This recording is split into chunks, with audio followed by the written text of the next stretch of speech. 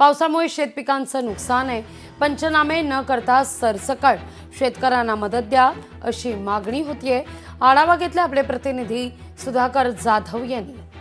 मराठवाड्यात मागील काही दिवसापासून पावसानं हाहाकार माजवला आहे। आपण जर पाहिलं तर जालना जिल्ह्यात देखील मोठ्या प्रमाणावर पाऊस मागील काही दिवसापासून बरसतोय। गेल्या 2-3 दिवसापासून जिल्ह्यात मुसळधार पाऊस बरसत असून या पावसामुळे अनेक नदी नाल्यांना आणि ओढ्यांना पूर देखील आला आहे। अनेक गावांचा संपर्क देखील तुटल्याचा पाहायला मिळत आहे। आपण जर पाहिलं तर जालन्यातील एका शेतामध्ये आहोत आपण आणि ही सोयाबीनचं शेत आहे।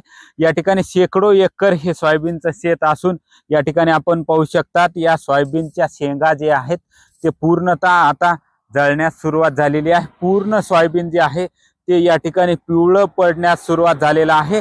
सोयाबीनसह कापूस, तूर, मूग, उडीद अशी अनेक पिकं या ठिकाणी पाहू शकतात। हजारो हेक्टरवरील पिकं जे आहे ते जालन्यातील या ठिकाणी नुकसान होताना पाहायला मिळत आहे। या पावसामुळे मोठ्या प्रमाणावर शेती पिकांचं नुकसान झालं आहे।